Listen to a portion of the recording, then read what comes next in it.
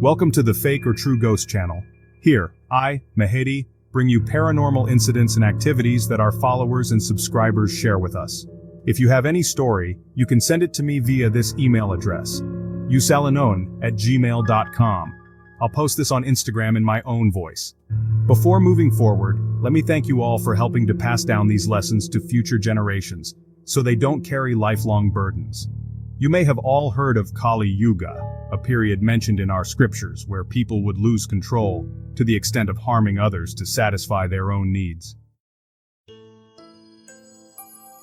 Today's real incident was sent to us by Adrian from the USA. Adrian was born in New York, but her family moved to the UK shortly afterward. I can't disclose the exact location since this involves a girl and her family's distress. Adrian shared that she grew up in an area known for technology and jobs. Her family consisted of her parents, an older brother, and a younger sister, 5 members who lived happily. Her father enrolled her in a local school in the USA. It wasn't a top school, but she had a good upbringing. When she was in 8th grade, she met a boy for the first time. This boy, like some idle guys who hang out near schools, would wait for her outside. He followed her on his bike for some time and later tried to talk to her. At first, Adrian refused, saying she couldn't speak to him, and there was a significant age gap between them. Whenever Adrian left school with her friends, he would show up with his friends on bikes, trying to talk to her. Schools have security, but no one controls what happens outside. The boy charmed her with his bravado, and eventually Adrian gave in and began talking to him. This was around 2018 to 19, and for about a year, she used her mother's phone secretly to chat with him, sometimes using her friends' phones or even a local PCO, a public phone. After a year, her father found out. Someone informed him that his daughter was going off track. He confronted her and scolded her, trying to make her understand that she was too young. She was only in 8th grade, and he emphasized the age difference. But despite her family's constant advice, Adrian was already too invested in the relationship.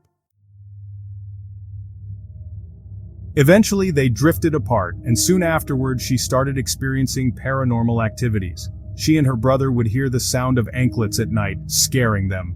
She recited the Hanuman Chalisa to calm herself while her brother managed to sleep. The next morning she told her parents, but they didn't believe her. Time passed, and these strange occurrences continued, with her hearing odd noises frequently at night. Although her family urged her to focus on worship and devotion, she kept thinking about the boy, Jan. She even tried to stay in contact with him through various means, despite the family's advice. From that day, paranormal activities intensified. Adrian felt hands pulling her at night and something pressing on her chest as if trying to choke her. She felt entrapped, her studies were affected, and her mind remained fixated on John. A few months later, John, cunningly, gave her a keypad phone for their communication. She used it to stay in touch secretly. One day, her father caught her with it, scolded her, and called John to their home. John claimed he wanted to marry her someday, shocking her parents. Her father even spoke with John's family, who gave a vague assurance about their relationship. Despite her father's disapproval, Adrian's attachment to John grew. One day at a temple, while holding his phone, she saw numerous missed calls from different girls. Furious, she ended things with him, but he repeatedly called, trying to mend things. Eventually, she even spoke to one of the girls, who confirmed she was also in a relationship with him. Finally, Adrian decided not to talk to him again. But one night, John called, asking for his phone back and suggested they meet at the temple one last time. At the temple, he insisted she eat some prasad or sanctified food.